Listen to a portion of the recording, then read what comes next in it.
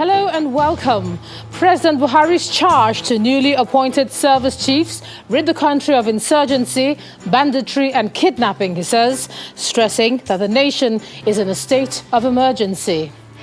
Army deploys 300 female troops to volatile Kaduna-Abuja highway there to help curb the menace of banditry and kidnapping. Outbreak of gastroenteritis in Sokoto state leaves 4 persons dead, 24 others are bedridden. And state burial for former President Jerry Rawlings as Ghanaians bid farewell to their former leader. Plus, we'll have business, sports, and later international news from our London studios. On business news tonight, Nigeria's foreign exchange reserve climbs by $1.29 billion in 2 months as oil prices rise further at the international market. And on sports news tonight, the International Olympic Committee says there's no plan B as it's fully committed to the holding of the Tokyo Olympics this year. And from Abuja, President Buhari signs law stipulating 6 months jail term for violators of COVID-19 protocols. The nation is in a state of emergency. Those are the exact words of the president today to the newly appointed service chiefs.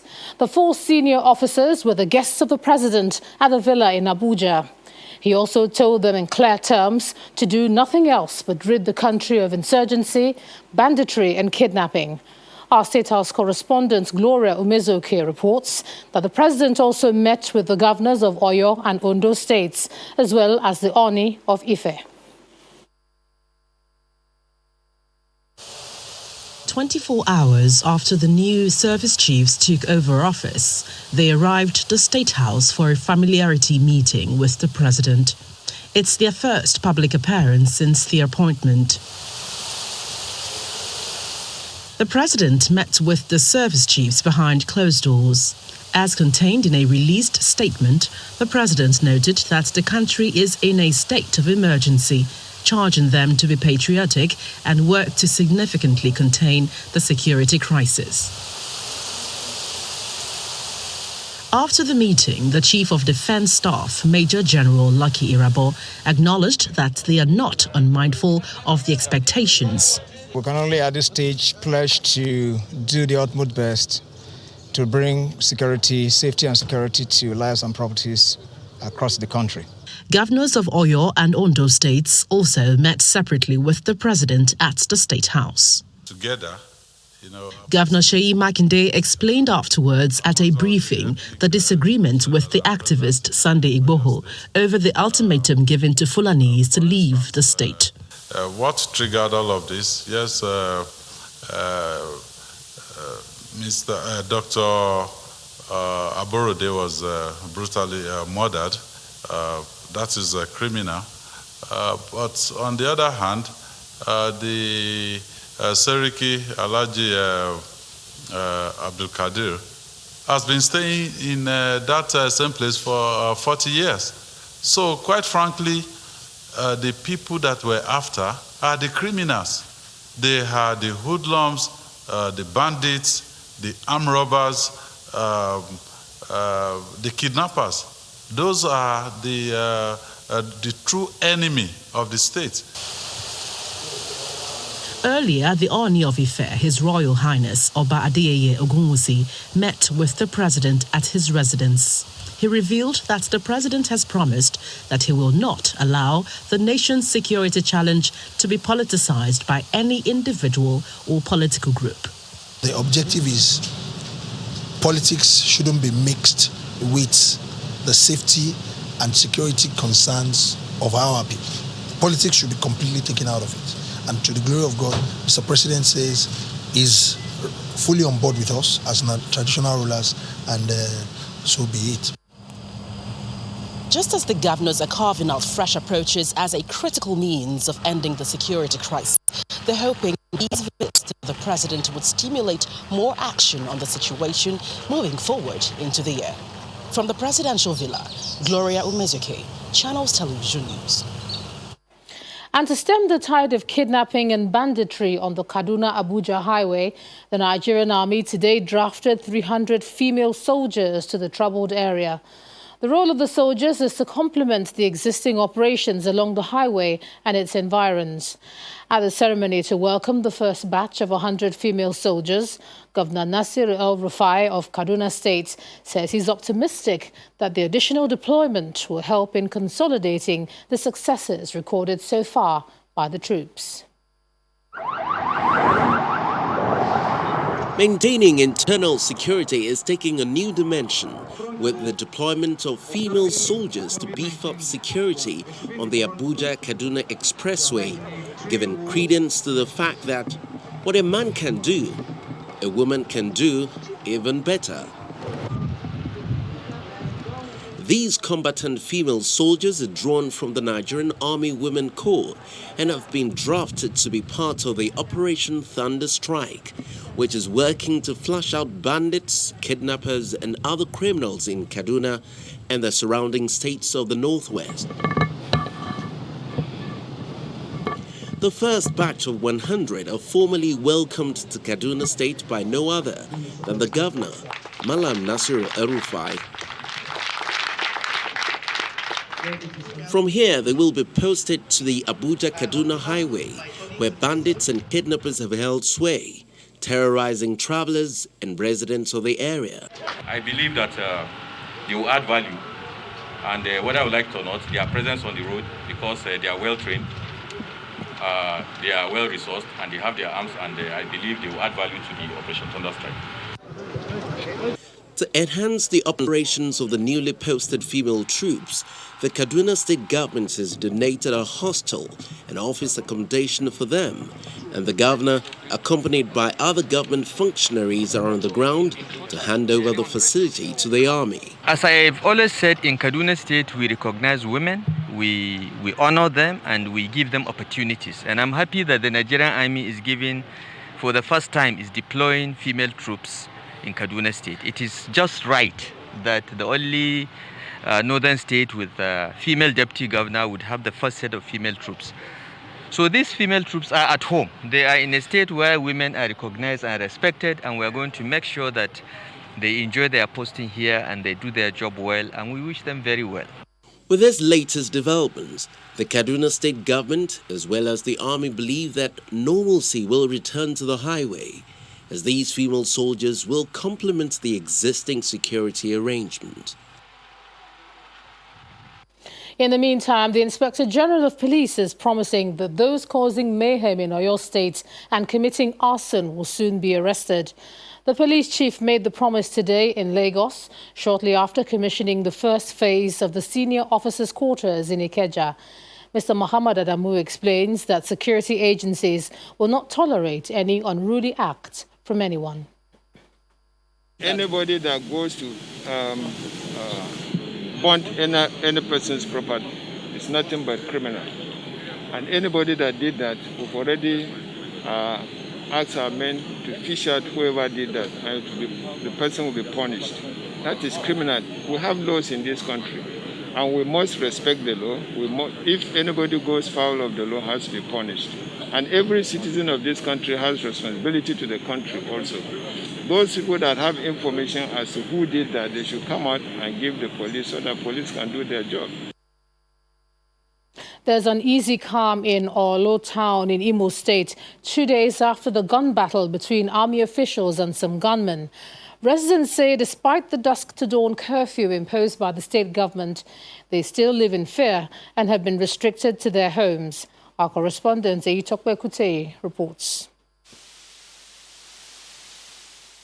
Driving into Orlo town at this time is like entering a ghost town.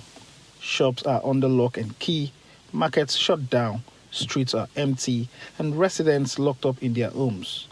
All some can do is peep through their corridors. Security operatives only seen on patrol and at checkpoints at intervals.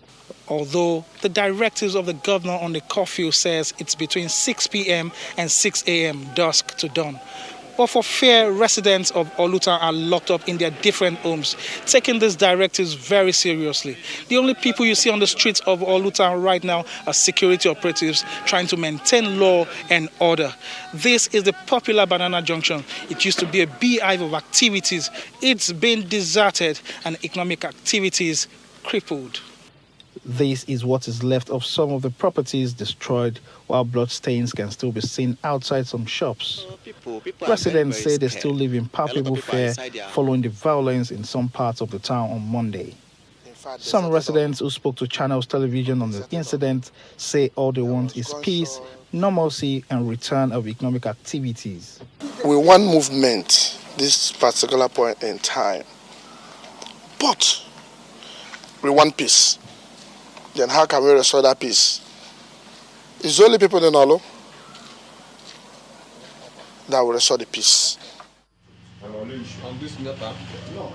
Meanwhile, an umbrella socio-cultural group for Olu people known as Oluzurubi Cultural Union has expressed concern over the ugly incident. While suing for peace, they call on the state government to, as a matter of urgency, ensure immediate evacuation of military and paramilitary men from Olu. Let us, in the interest of peace and mutual coexistence, eschew sentiments, bias and negative primordial interests, come together to resolve the issues, stop the killing, and ensure that peace and normalcy. Although the dusk to dawn curfew is still in place and security operatives on the ground to forestall further breakdown of law and order for Olu residents, all they want is an end to the crisis and freedom to carry out their daily activities. Iyitope Kuteyi, Channels Television News. To health now, and in Sokoto State, 4 persons are said to have died from an outbreak of gastroenteritis in Hilele community, with at least 24 other persons still receiving treatment in hospital. The state government says preliminary investigations revealed that water contamination caused the deaths. The State Commissioner for Health, Muhammad Ali Iname, further explains that illegal connection of water pipelines and poor sanitary practices in the community are also responsible for the outbreak. Recorded 22 patients that we have. At this, we have 7 here at the PHC Helele, and then we have another 7 at Operini PHC. Then we have 8 patients at the specialist hospital. So also within the span of the 2 days, we recorded 4 mortalities, 4 deaths, 3 in the community and 1 died at the hospital.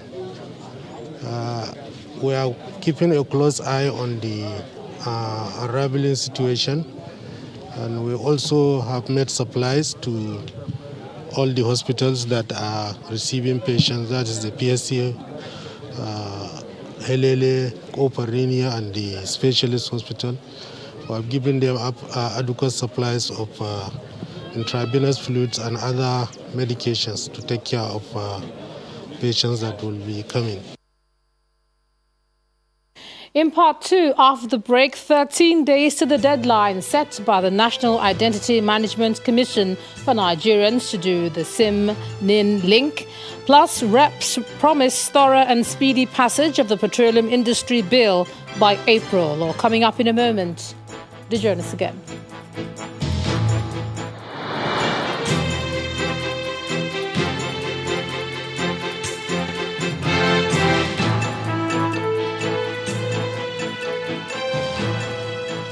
Welcome back.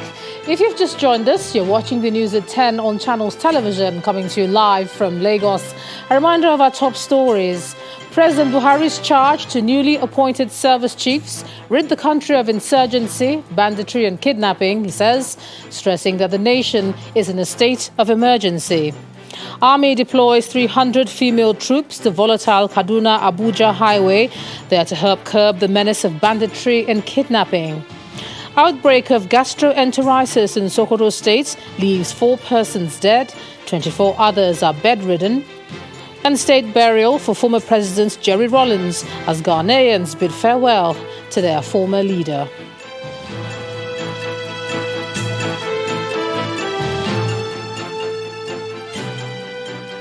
The planned strike by workers of the National Identity Management Commission has been suspended. This follows a meeting between officials of the union and the Minister of Communication and Digital Economy, Issa Pantami. This does not stop the crowd of enrollees who continue to throng enrollment centres in Abuja, the nation's capital. Our correspondent, Empress Simon, reports. Outside the registration centre, these officials attending to prospective enrollees under a tree. They collect their forms and try to assure them that they will be registered, but they seem to have lost patience for talk. Those who cannot withstand the rigor are forced to sit by the flowers, hoping for a favorable moment, just as some express dissatisfaction with the enrollment process. Yesterday I was here nowhere. Now I've stood here for about from that time to this time. If I fall down there, they say, "Now could you kill me?" May they do me, I go, I'm an old man. See this form, on the 4th January 2021, I have been coming here every day. When we come here, they ask us to write name. When we write name, they will not call the name. They will be picking other people to inside. What is this country turning to? So much children are taken to old men. I see that they are made. Is it because they are wearing uniform? Then we are respecting them. But are we not Nigeria? Why are we treating ourselves very bad like this? They tell us that we should buy form. We buy form. We fill it. We didn't know the place to go and submit the form. Now we are just running about. We are fed up. While the struggle at the registration centres continues, the workers of the National Identity Management Commission say the strike action planned to commence on Friday, 29th January, has been suspended. The strike will not hold because the negotiation is ongoing. I believe solutions have been sought for, while some have been provided. So, strike, I don't think a strike will be the option. Now that we have someone who is willing and who is ready anytime, any day to listen to us and to equally tell us or guide us on how to go about it. I believe we are ready to work together now that we've met with him. You will believe me that yesterday was our first time of meeting with him on this nature, and he has given us his words. Although the meeting between the Minister of Communication and Digital Economy and Staff Union of the National Identity Management Commission has finally put to rest the idea to go on strike on Friday, what many Nigerians are hoping to see is an improvement in the registration process, which is still very frustrating. From the headquarters of the National Identity Management Commission in Abuja, Empress Simon, Channels Television News. It's 13 days to the deadline set by the National Identity Management Commission for Nigerians to link their national identity numbers with their phone lines. Here in Lagos, the NIMC office seems to be fine-tuning the enrollment process, but officials are still overwhelmed by a crowd. Let's take a look at the situation at one of the centres. Long queues, large crowds, worried faces and displeasure are a few of the facial expressions that is evident on enrollees at the NIMC office in Alausa, Lagos. This time around, COVID-19 protocols is gradually being adhered to, but not totally, as we can see large crowds of people very close to each other at the entrance. For some enrollees, the process is still the same, although a bit faster, due to several processes introduced by the management of the Commission as they have petitioned the registration to 5 registration hubs, a collection desk, a complaint area, and registration zones for the elderly and handicapped. We are using the opportunity to let the NMC boss know, that is Engineer Aliu, that all the subscriber key to your program, it is important that we must have our NIM. But what we are begging you for is to extend it to 6 months, please. This man expresses his agitation at the process, but his complaint is one to take note of.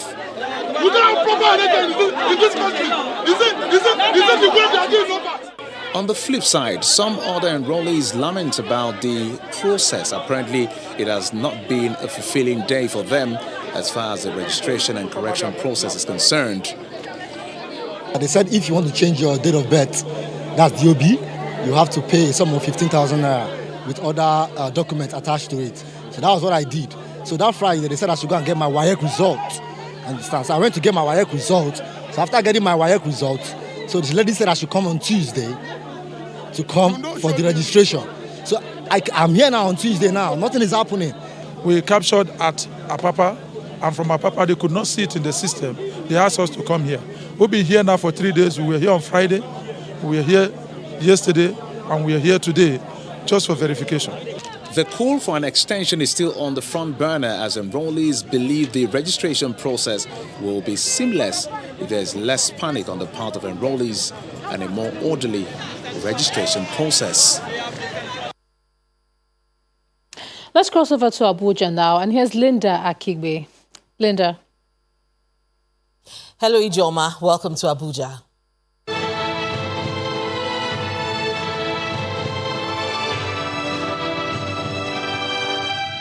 If you're one of those that do not care about adhering to COVID-19 protocols, then get ready to go to jail for 6 months. This is because the president has signed a bill allowing this punishment in the coronavirus health protection regulation in a bid to strengthen and enforce Nigeria's protocols on COVID-19. The president signed the 6-part regulation, which covers restrictions in gatherings, operations of public places, mandatory compliance with treatment protocols, offences and penalties, as well as enforcement and application. The chairman of the Presidential Task Force on COVID-19, Mr. Boss Mustafa, made this known while receiving 5 ambulances donated by the Nigerian National Petroleum Corporation. In consideration of the urgent need to protect the health and well-being of Nigerians in the face of widespread and rising numbers of COVID-19 cases in Nigeria, he has signed these regulations, and in part, the regulations cover different facets of our response. Part 1 deals with restriction on gatherings. Part 2 deals with operation of public places. And Part 3 deals with mandatory compliance with treatment protocols. And Part 4 deals with offenses and penalties. Part 5 deals with enforcement and application. Like I said, you will have the details, and Part 6 eventually deals with interpretation and citation. He signed it yesterday, the 26th of January 2021. So effective today, the operations of these regulations will come into being, and they are quite comprehensive, all in an attempt to ensure that we effectively deal with this second surge. You remember during the first surge, he signed one.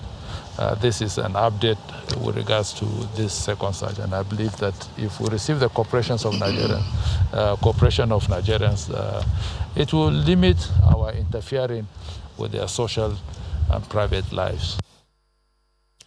Benue State Governor Samuel Otom is the latest governor to test positive for COVID-19. Although he says he's asymptomatic, he's receiving medical attention. About 9 of his aides have been confirmed to be positive to the virus. More contact tracing is ongoing to identify likely carriers who may have contracted the virus through the governor. He advises those who have come in contact with him in the last couple of days to go for a test.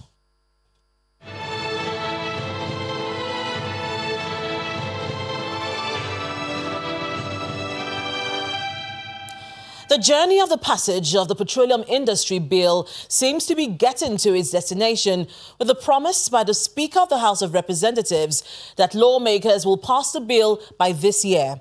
The Speaker, Mr. Femi Gbajabiamila, gave indication at the opening ceremony of the public hearing on the bill.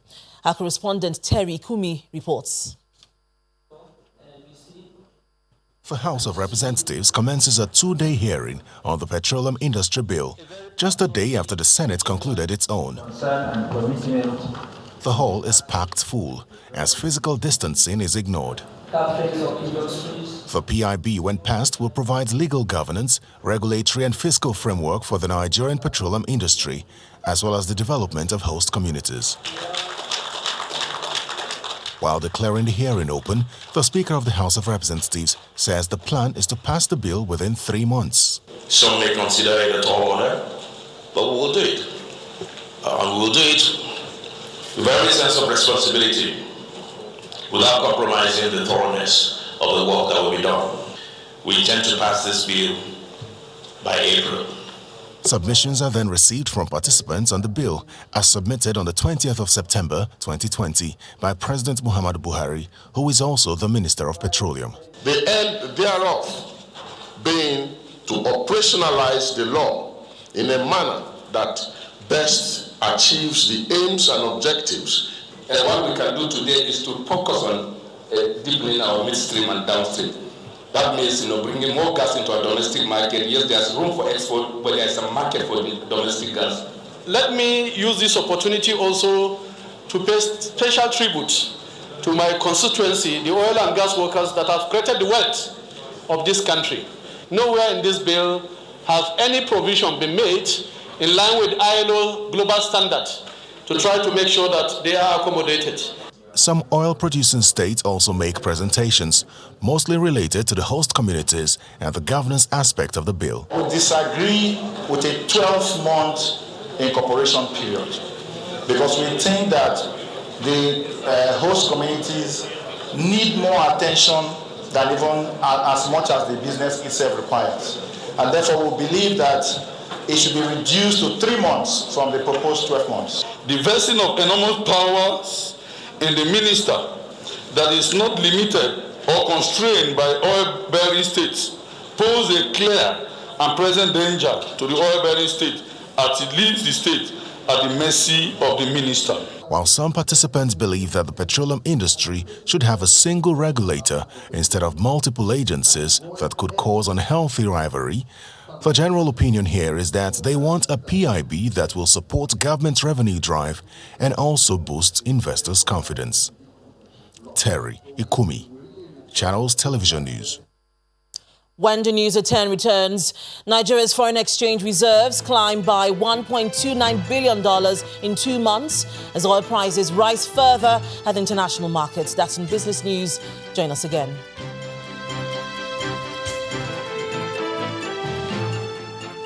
Welcome back to the news at 10. An operative of the Economic and Financial Crimes Commission, Bello Hama Adama, has told the Federal High Court in Abuja how the sum of 75 million naira was recovered from Halima, wife of a former Minister of Special Duties and Intergovernmental Affairs, Taminu Turaki. Hama Adama, who is the 5th prosecution witness in the ongoing trial of Turaki, made the disclosure before Justice Yangekwa of the Federal High Court. According to him, 45 million naira was transferred to the minister's brother through his Zenith bank account, out of which the brother transferred 20 million naira to the Guarantee Trust bank account of Halima Turaki, the ex-minister's wife. He adds that another 20 million naira was transferred to OPEC Nigeria Limited, while the remaining 5 million was withdrawn in China by Halima to procure furniture items via an ATM card. The judge, Justice Ikwo, adjourned the matter to February the 9th and 10th for continuation of trial.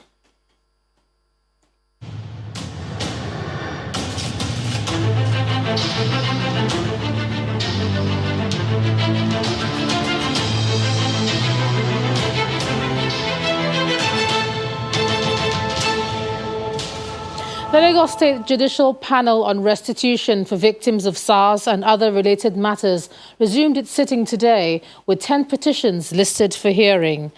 In one of the petitions, a petitioner, Sulaiman Rahim, who walks with the aid of frames, continued his testimony on how he was shot while riding on a motorbike, allegedly by one Corporal Sunday David, sometime in 2016.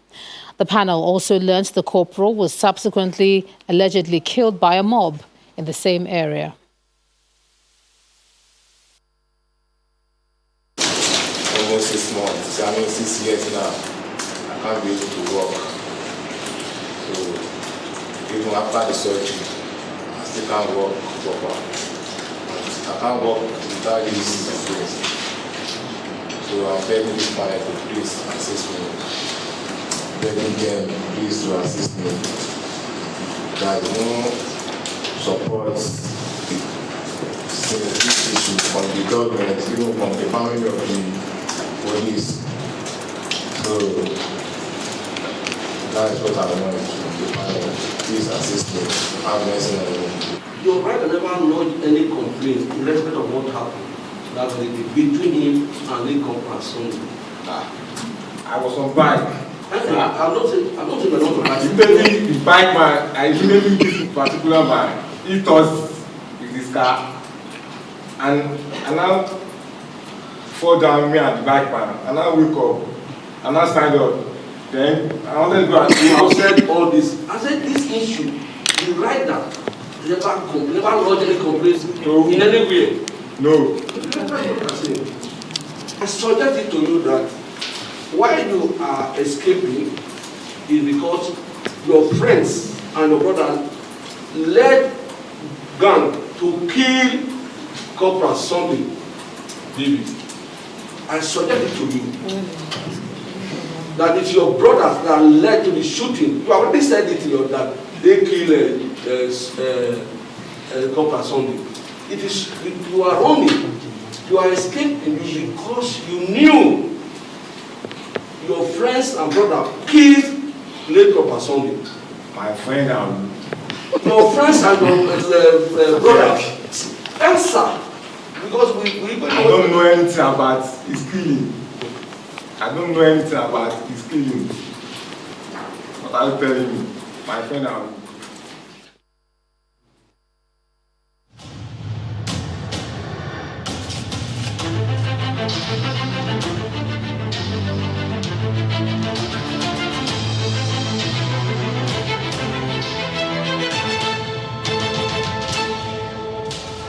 The Federal Executive Council has approved a 124.3 million naira variation of contract towards the construction of an electricity substation project in Lanlate area of Oyo State and Abeokuta in Ogun State.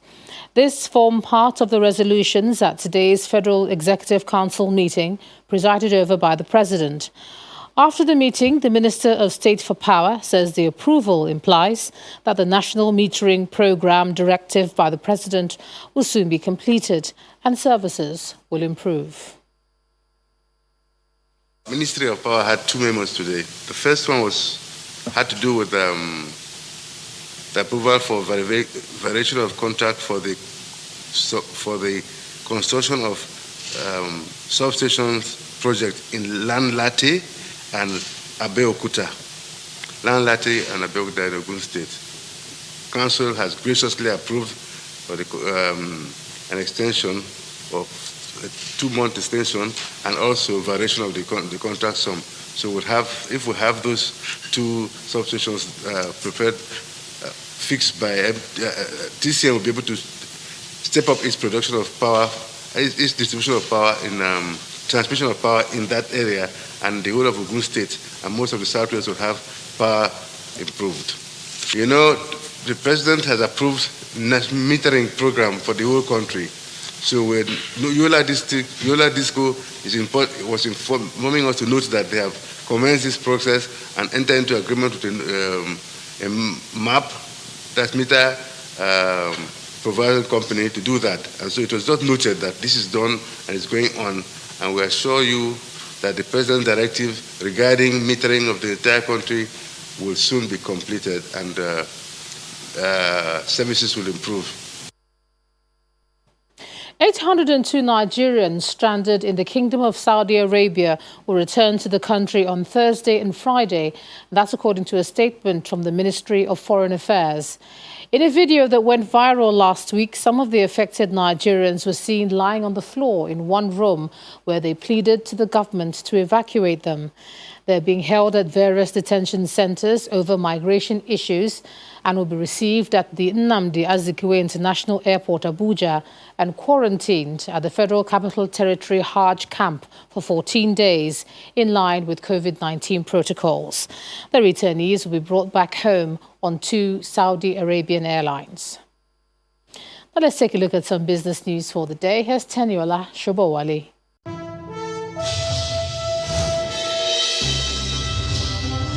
Thanks a lot, Ijoma. Welcome to Business News. Despite the drop in the inflow of foreign currencies, Nigeria's foreign exchange reserves have maintained a steady increase from $34.94 billion in November 2020 to $36.23 billion as at January the 21st this year. According to latest data from the central bank, the improvement of the external buffers is credited to the moderate rebound in crude oil prices, which comes amid partial global economic recovery buoyed by the rollout of COVID-19 vaccines across developed countries. Nigeria's external reserves have been hovering around $33 and $39 billion within the last 11 months, following the decline in oil prices, which was largely driven by weak demand for crude oil at the international market. Well, meanwhile, oil prices are trading higher today after industry data showed U.S. crude stockpiles fell unexpectedly by 5.3 million barrels last week. This comes amid reports that the world's second biggest oil consumer, China, reported its lowest daily rise in COVID-19 cases, which raised optimism for a rebound in crude demand.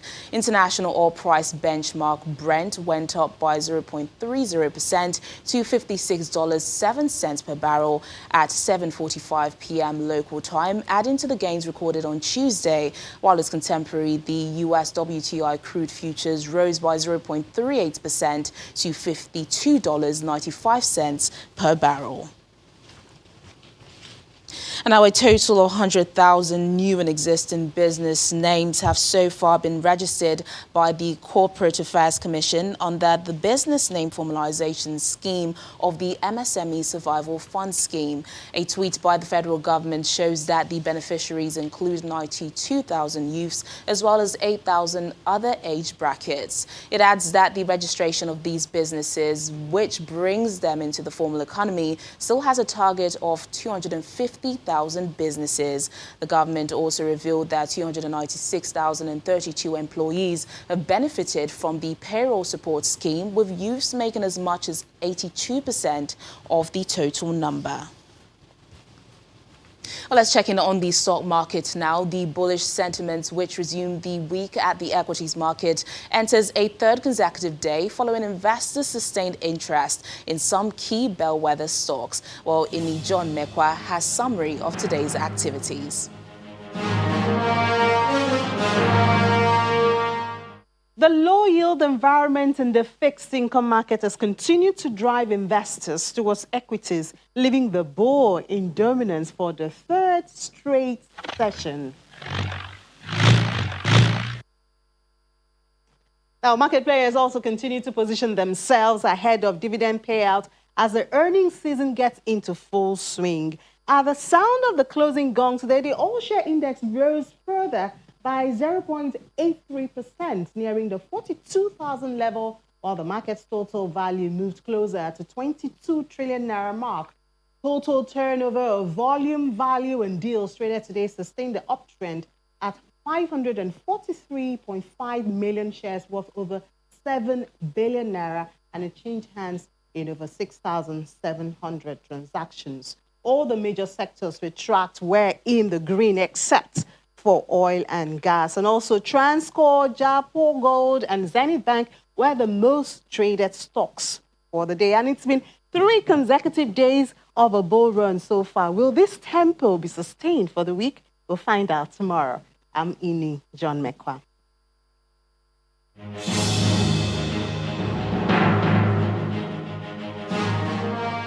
And that's business news tonight. It's back to Ijeoma for the rest of the news at 10. Thanks, Teniola. The National Assembly is giving the assurance of timely passage of the new electoral law when it resumes plenary in February. The Joint Committee on INEC is expected to adopt a final document this weekend for onward presentation to both chambers for consideration and approval. The Deputy Senate President, Senator Ovie Omoagege, mentioned this at the presentation of the draft report of the Electoral Act in Abuja. He says the amendment will address specific challenges plaguing the electoral process, particularly the mandatory use of card readers for the conduct of local government elections. One of the most important provisions to me, frankly, is that the second scheduled constitution, dealing with these local government elections, which hitherto have never been within your remit, But we believe, that we need to have the system sanitized by also mandating the application of the Electoral Act, to the conduct of local government elections. Already for the most part, we all know, based on the law, INEC is the only body that is authorized to maintain a voters register. There's no way you're going to be conducting elections without the voters register. So the state governments are already resorting, when I mean state, I'm talking about the CX, are already resorting to INEC, for the use of the voters register. So we are just saying, okay, it's not really a burden. In addition to that, also use the Electoral Act and request the card readers, from INEC in the conduct of your elections. In addition to that, of course, the issue of the card reader it was always your intervention. It has worked, but before now, we've not given it the legal framework. At least with this right now, that issue is going to be settled for good. Ghana's longest-serving president, Jerry John Rawlings, has been laid to rest in the capital, Accra, following a state funeral held in his honor. The 73-year-old died in November after a short illness. In his tribute to Mr. Rawlings, President Nana Akufo-Addo said history would be kind to him and render a positive verdict on his contribution to the evolution of Ghana. For more international news, here's Simon Puzey in our London studios and around the world in 5. Good evening and welcome to the Channel Studios here in London with your international news around the world in 5. US President Joe Biden has warned Russian leader Vladimir Putin about election meddling in their first call as counterparts. That's according to the White House. The conversation also included a discussion about the ongoing opposition protests in Russia over the arrest of Alexei Navalny. A Kremlin statement did not refer to any points of friction, saying the call was businesslike and frank. Both leaders reportedly signalled a willingness to renew the country's last remaining nuclear deal, which was signed under the Obama administration. Survivors of the Auschwitz concentration camp have marked the 76th anniversary of its liberation by Soviet troops. The annual commemorations usually see survivors from around the globe join world leaders in commemorating the more than 1 million victims killed by the Nazis in the gas chambers of the camp or by starvation and disease. In 2019, Auschwitz was visited by around 2.3 million people, but the memorial is currently closed to visitors. In a speech, the Pope said people need to keep a close watch on ideological extremism, warning these things can happen once again. Indian police have detained 200 protesters following Tuesday's deadly violence in the capital, Delhi, during a massive protest against agricultural reforms. Thousands of farmers clashed with police as protesters on the outskirts of the city forced their way in. One demonstrator has died and more than 300 police officers have been injured. Farmers' leaders said they would not call off the protests, blaming the chaos on rogue elements among an otherwise peaceful march. Those detained are being held on charges of rioting, damaging public property and attacking police personnel. Despite the pandemic, almost 2/3 of people around the world now view climate change as a global emergency. The survey was organised by Oxford University and the United Nations, using pop-up questionnaires on online games like Angry Birds to solicit answers from hard-to-reach groups, including those too young to vote. The survey included responses from more than 1.2 million people in 50 countries, the largest survey ever on climate change. Close to 70% of the people under 18 believe climate change is a global emergency versus 58% of those over 60. The United Nations Development Programme said this showed a groundswell of support for ambitious climate action that world leaders should take on board. Hundreds of protesters have clashed with soldiers in the Lebanese city of Tripoli as they demonstrate against worsening economic conditions amid a nationwide lockdown. Hundreds of people took part in street battles with soldiers in tanks demanding help to stay at home. Many say lockdown is increasing poverty as the country is juggling the need to save lives as well as livelihoods. However, the crisis is particularly acute in Lebanon, where the pandemic comes on top of a financial collapse and the huge port blast back in August. In Indonesia, volcano Mount Merapi on Java Island has erupted, prompting authorities to warn of the risk of lava flows reaching roads. Video posted on social media captured hot clouds of ash rolling down the side of the volcano. Indonesia's Volcanology and Geological Hazard Mitigation Centre warned of a danger of lava, saying Mount Merapi had spewed quite intense hot clouds at least 30 times since Wednesday morning. There were no immediate reports of any damage. And finally, a revolutionary French project of a sailing boat aims to clean plastic from the oceans. Last version of the boat Montard from French skipper Yvan Bourgenon and his NGO, the Sea Cleaners, presented a model of a boat that self-recycles collected plastic trash from seas. Due to be built later this year, the boat uses renewable energy, partly from the processing of collectible plastic trash, to function autonomously. Mr. Bourgenon developed the vessel, which he says can sail the world's oceans, scooping up plastic rubbish to stop it ruining the marine environment, and then converts the waste into fuel to help power the boat. The skipper said if 400 of the boats were to be made, they could clean up 1/3 of the plastic debris in the oceans. And that's your international news around the world in 5. Now back to the Channel studios in Lagos. Thanks a lot, Simon. For some sports, here's Ayotunde Balogun.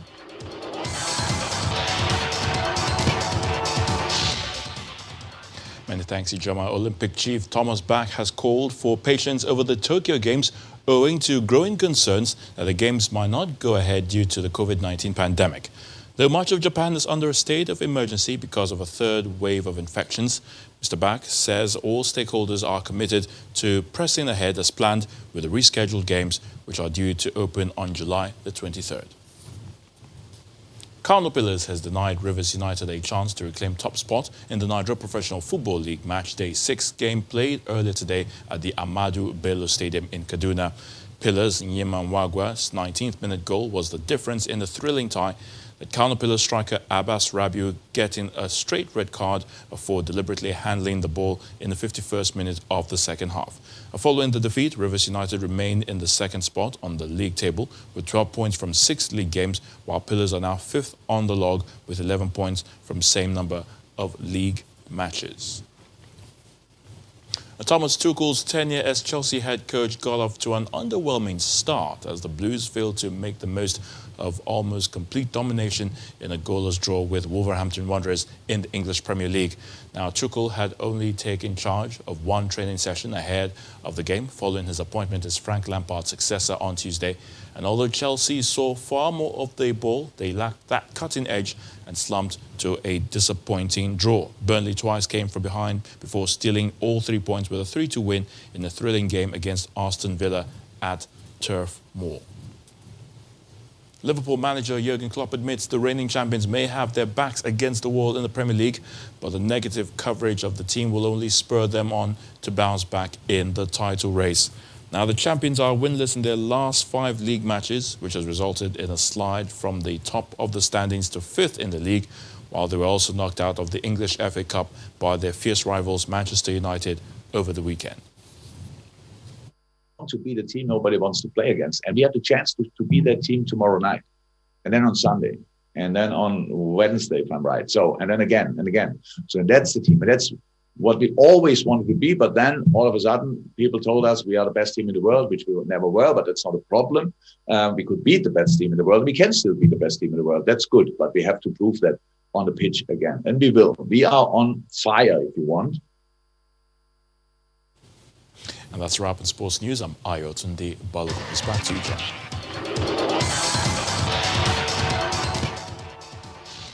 Thanks, Ayotunde. And the main news again.